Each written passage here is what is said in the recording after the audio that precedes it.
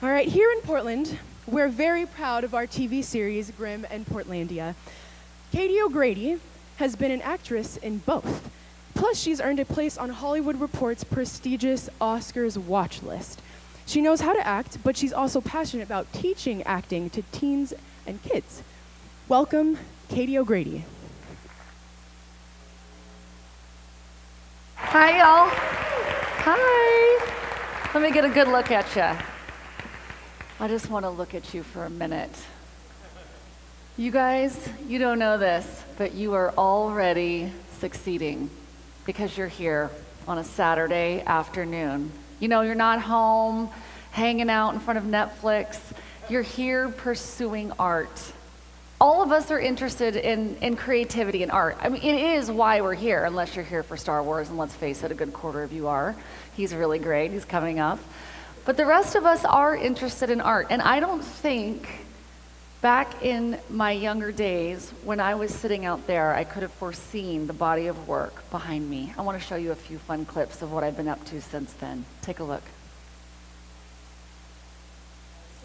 I would. Yeah, even though I'm married, Right. so now I'm Yeah. You know, you're going to get fat.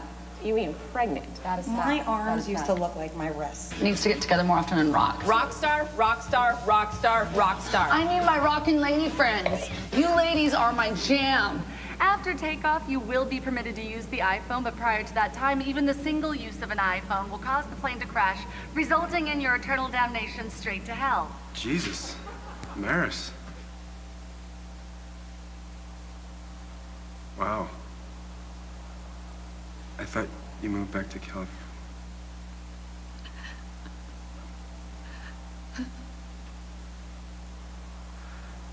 Mitch, I think we should go.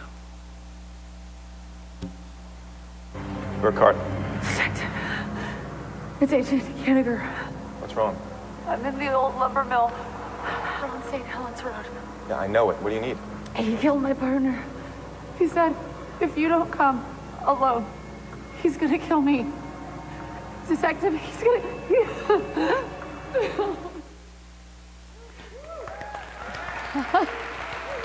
I totally died. That like lioness monster thing chased me down and ate me. It was really disappointing. So, you know, along my lifetime of pursuing art, there's 6 things that I've found to be recurring themes that have come up over and over again. And I thought that I would share those with you as best that I can today. The first thing that I've learned is you've got to know who you are and say it out loud. The second thing is you have to believe. The third thing is don't believe. The fourth is to clean toilets. You're welcome, Mom. The fifth is to use the 24-hour rule, and the sixth is to follow the yellow brick road. So, who do you say you are? When I asked my students this, I teach teen acting classes, they said, I'm a student. I am a friend. I am a biatch. And you know those girls are mean girls. They said, I don't know, followed by just a lot of hair pulling and screaming and a breakdown. They said a lot of different things. Perhaps you're thinking out there, I am gluten-free. Oh my gosh, that's me. I don't know, nothing. See, who you say you are is who I believe you to be. Who you say you are is who I believe you to be. Now, this can evolve and change over the years, but ultimately, in life and to pursue the arts, you need to know who you are. Let me introduce you to my ex-boyfriend, Scott Ettinger. Scott Ettinger, on the right, and no, he did not look like that in high school. This is him now. We dated in high school, very big deal, because he was a junior, I was a freshman. It was like the greatest 2 months of my high school life. Scott was an athlete, and he still is to this day. He was known for being the star on the basketball team. So 10 years later, after we'd graduated, and I was pursuing acting, imagine my surprise when I showed up to my first talent agency's Christmas party. Very excited to find Scott Ettinger. I said, Scott, what are you doing here? He said, I am an actor. See, Scott thought that it would be fun, so he declared himself an actor, and guess what? That is what I believed him to be. And even though I had been in a Paramount picture film, I had pursued acting my whole life, I had been in commercials, I couldn't say I am an actor. And I was struck in that moment by my own lack of faith and inability to claim who I am. You need to know who you are, and you need to say it out loud. Okay? Know who you are and say it out loud. Second, you gotta believe. I love this. This looks like a bumper sticker. I gotta tell you, bumper sticker or not, this is one that I believe in, and I do not mess around. Because if you are sitting out there right now and you are saying to yourself, I have doubt, I can't find an ounce of belief in myself, then you have got to dig deeper. You have got to ask more questions, find more answers. And I'm not just talking to the kids, I'm talking to all of us. This might be a daily habit for you. It might be something that you're quarterly, yearly, every 15, 20 years, but you have got to ask the hard questions, the in your gut belief in yourself. You've got to find it. In the movie Walk the Line, Joaquin Phoenix plays Johnny Cash, a singer who is auditioning for his very first ever record label. And in the audition, Johnny Cash is singing the same old gospel song that's been sung on the radio time after time after time.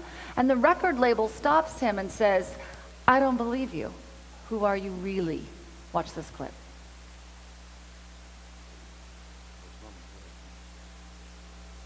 I don't believe you. Well, you didn't let us bring it home. Bring it home? All right, let's bring it home. He was hit by a truck, and you were lying out in that gutter dying, and you had time to sing one song. Huh? One song people would remember before your dirt. One song that would let God know what you felt about your time here on earth. One song that would sum you up. You telling me that's the song you'd sing about your peace within and how it's real and how you're going to shout it? Or would you sing something different? Something real, something you felt. I'm telling you right now, that's the kind of song people want to hear. That's the kind of song that truly saves people. It ain't got nothing to do with believing in God, Mr. Cash. It has to do with believing in yourself.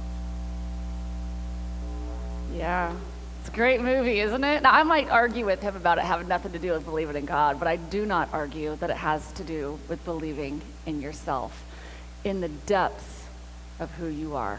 You gotta believe. Okay, number 3, don't believe.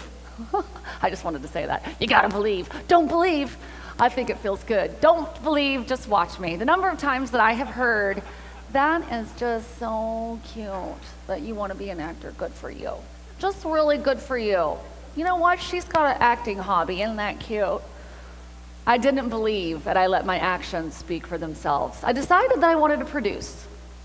It was really disappointing when the loudest voices around me were those who told me actors can't produce.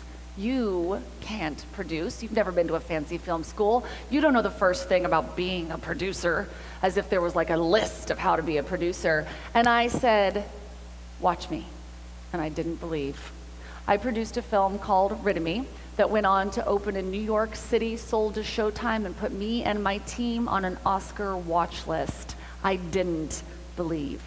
So by the time that February of 2017 came around, I was prepared for backlash when I said that I wanted to direct.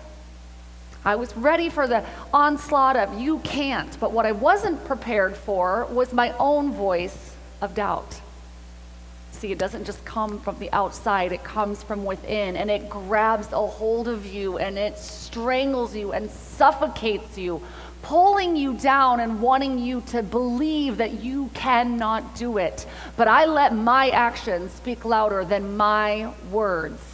Since February, I've directed 8 projects. Isn't that cute? Don't believe. Let your actions speak louder than all the words. 4, clean toilets. Yeah, that's the best picture I could find. Trust me, that was not a fun project trying to find a dirty toilet picture. I really want to clean a toilet today. said absolutely nobody, ever. But that's exactly what I found myself doing at 5 o'clock in the morning on my second set as a producer. I had a toilet scrub brush in one hand and cleaner in the other. And why was I doing that? Because it's about the work. It's about the work. You cannot get where you're going without the work. And I'm not just talking about on the way up. I'm talking about once you are there. So I've shot with Portlandia, NBC, Netflix. I've been on some great sets. But one of the best ones I was ever on taught me something more valuable than any acting lesson ever could. The set of Untraceable starring Diane Lane. This was a big film set, had all the fancy this and that's. I was really impressed as I watched the producer put out fires. He handled everything. I thought, I want to be just like him. And as I went through that beautiful craft service line to get my prime rib and mashed potatoes, you wouldn't believe who was dishing up my lunch. That fancy producer, because he wasn't there for the glory. He was there to be of service to the art, to the work. Clean toilets. Number 5, the 24-hour rule. So here's the thing. You figured out who you are. You've said it out loud. You believed it in your gut, deep down, like Joaquin Phoenix. You've not believed it. You've cleaned toilets. You're on your way. Now you need the 24-hour rule. See, bad things are going to happen on your quest to where you want to go. You're going to fail, and I wish this for you. You are going to succeed, and I wish this for you as well. But you need the 24-hour rule. When bad things happen on your quest, you need to just quit, give up, announce on Facebook it's over, tell everybody you've had it, bury yourself under your covers, and cry it out. But in 24 hours, go back to work. Same thing happens when you do something great, when the day is just so incredible. You got that part, you got that job, you got that thing, that girl from that person, whatever it is, you need to celebrate big. You need to practice your Oscar acceptance speech. You need to post on Facebook, I am a genius. And then in 24 hours, go back to work. It's about the work. Use the 24-hour rule. Okay, and last but not least, number 6, you gotta follow the yellow brick road. So we've said who we are out loud, we have believed, we have not believed, we're cleaning toilets, the 24-hour rule has been implemented. And guess what? You can't do it alone. You can't get to Oz by yourself. You don't get to have a look behind the curtain. You don't get to go home without the Scarecrow and the Tin Man and the Good Witch and the Bad Witch. Find your tribe, find your people, surround yourself with them. Make them better. Let them make you better. Pull them up and follow the yellow brick road. You can all find me if you need me. I work with a lot of kids and teens in the community, and I am here to answer your questions. You know how it works, social media, Instagram, acting for kids and teens, all that stuff. I'm out there. If you need me, find me. And you know what I wish you? I wish you a lifetime of doing what you love. Go do it. Thanks.